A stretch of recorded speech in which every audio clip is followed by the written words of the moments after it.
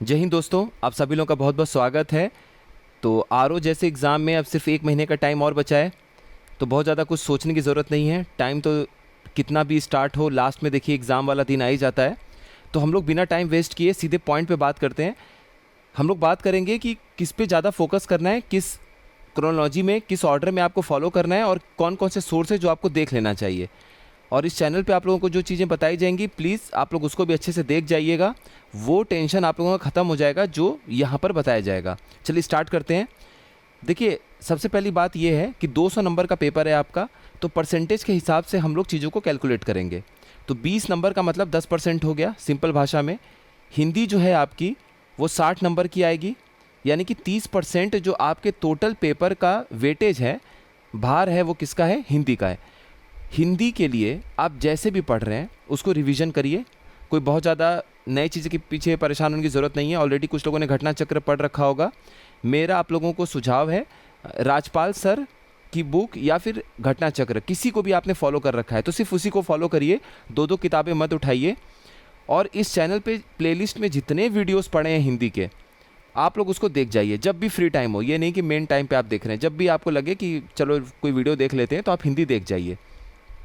आप आपको खुद लगेगा कि आपको अब अपनी तरफ से बहुत कम मेहनत करना है हिंदी को लेके। पूरी वीडियो देख जाइएगा जितनी भी है। 30% आपका कवर हो गया, सिलेबस आपको समझ में आ गया। दूसरे नंबर पे करंट अफेयर। करंट अफेयर आप मान के चलिए, इन्वायरमेंट, ज्योग्राफी से जुड़े हुए जो करंट हैं, जितने भी करंट अफेयर हैं, 25 से 30 सवाल की उम्मीद आप कर सकते हैं। कम से कम 22-25 सवाल आप उम्मीद कर सकते हैं कि करंट अफेयर आ सकता है। चलिए 30 तो मैक्सिमम हो गया, 25 के आसपास मिनिमम मान के चलिए कि करंट अफेयर मिलेगा।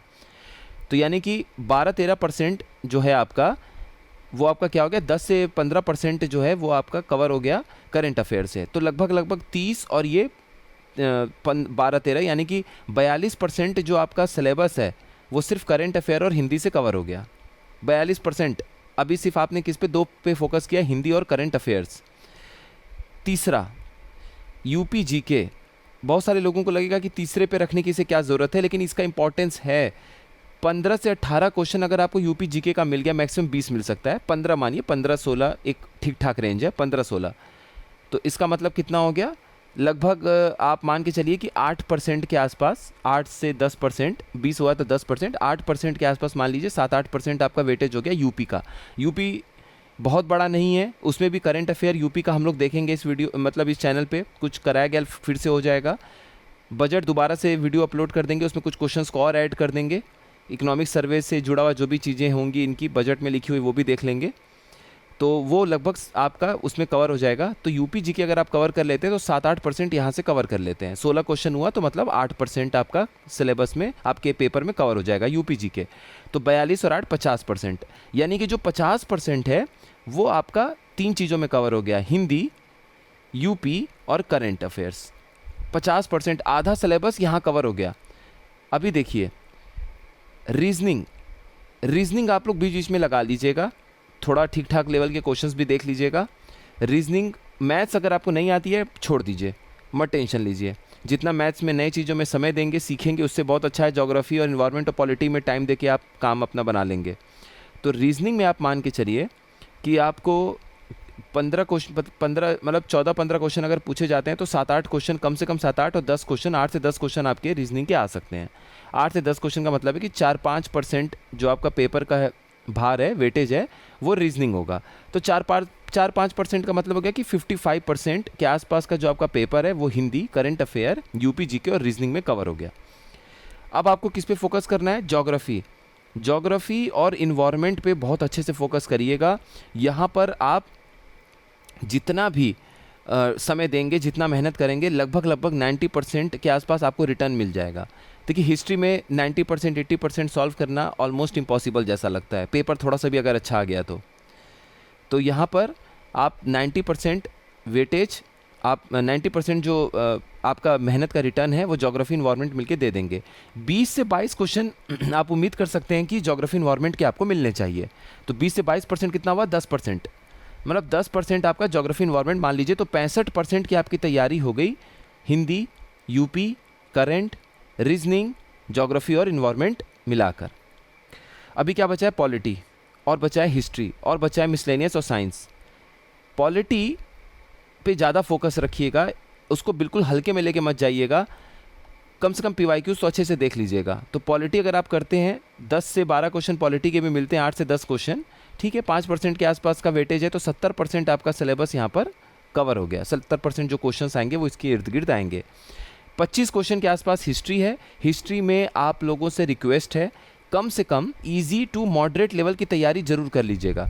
बहुत टफ क्वेश्चन आता है, मत परेशान होइए, मत माथा खपाइएगा। एग्ज़ाम में फंसाने के लिए टफ क्वेश्चंस पे हम अपना दिमाग लगाते हैं, एनर्जी भी लगाएंगे, समय भी देंगे और फंसेंगे भी।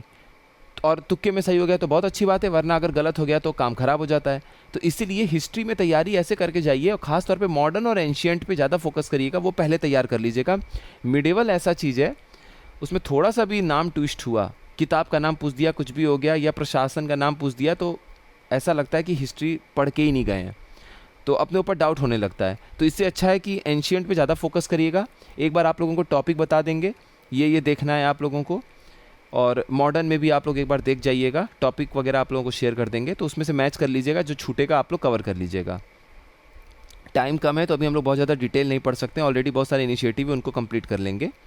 तो यहाँ मान लीजिए 25 नंबर का मतलब हो गया कि 12% के आसपास, 24 क्वेश्चन का मतलब 12% होता, तो 12-13% आपका जो भार है वो हिस्ट्री का होगा। तो इस तरीके से आप 82-83% सिलेबस कवर कर लिए।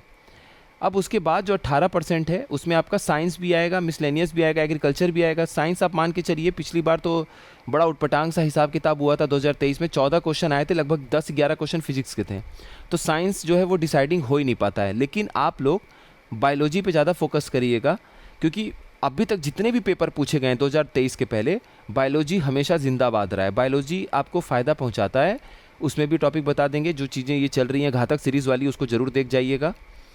तो ये आप मान के चलिए कि लगभग 8% के आसपास, 16 है तो मतलब ये 14, मतलब मान लीजिए 7 से 8% आपका वेटेज जो है वो साइंस का हो जाएगा। तो यानी कि आप लगभग कितना पहुंच गए, 90% आप क्वेश्चंस अपना यहाँ पे कवर हो गया आपकी पढ़ाई का। 10% जो बचा हुआ है, 10% का मतलब ये जो 20 क्वेश्चन है, इसमें विविध प्रकार के भी आते हैं। विविध का मतलब वो फिर कुछ भी पूछ लेते हैं कहीं से, और उसके बाद एग्रीकल्चर वगैरह भी आता है, 5-6 क्वेश्चन एग्रीकल्चर के पूछ लेते हैं। विविध में इकोनॉमी भी 5-6 क्वेश्चन आ जाता है, और बाकी कुछ भी और इधर उधर का भी क्वेश्चन पूछ सकते हैं जो कभी आप सुने ही नहीं हो या फिर वहीं पता चलता हो।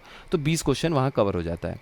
इस तरीके से ये, अब आपको ये समझ में आ गया कि कितने सब्जेक्ट पे आप मेहनत करेंगे तो कितना % आपका कवर होगा। अब पार्ट 2 पे बात करते हैं। पार्ट 2 ये है कि हमें सोर्स कम से कम क्या क्या देख के जाना है। पॉलिटी, चलिए यहाँ नहीं, ऐसे इसको ईजी करते हैं।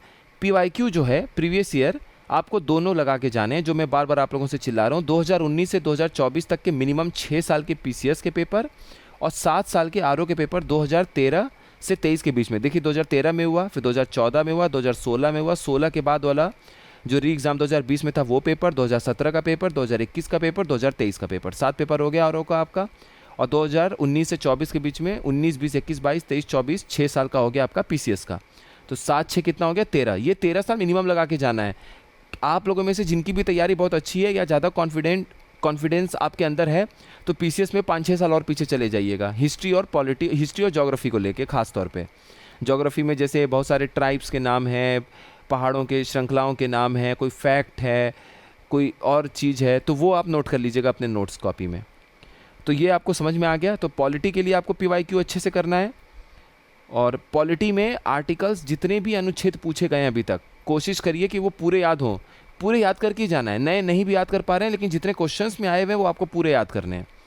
वही 13-15 साल के पेपर का, जैसे PCS और RO मिलाकर है। तो पॉलिटी के लिए PYQ देख के जाना है, ज्योग्राफी के लिए देख के जाना है, और हिस्ट्री जिनको अंतिम के 1 महीने में कुछ समझ में नहीं आ रहा है कि क्या पढ़ना है, आप लोग 10 साल का PCS का पेपर और 7 साल का RO का पेपर, 17 साल में जितने एंशिएंट मिडियल मॉडर्न के कराए हुए, मतलब दिए हुए क्वेश्चन है और उनके आसपास जो सॉल्यूशन है घटना चक्र का, वो कर जाइए। अगर घटना चक्र नहीं है तो यूथ है कई लोगों के पास, यूथ ही कर जाइए। अगर यूथ भी नहीं है, आपने कोई इंस्टीट्यूट ज्वाइन कर रखा है जहाँ पे PYQ सॉल्व कराया गया या कोई नोट्स है, तो भी कर लीजिए। लेकिन कुल मिला के बात यह है कि PYQ हिस्ट्री के अच्छे से करके जाइए।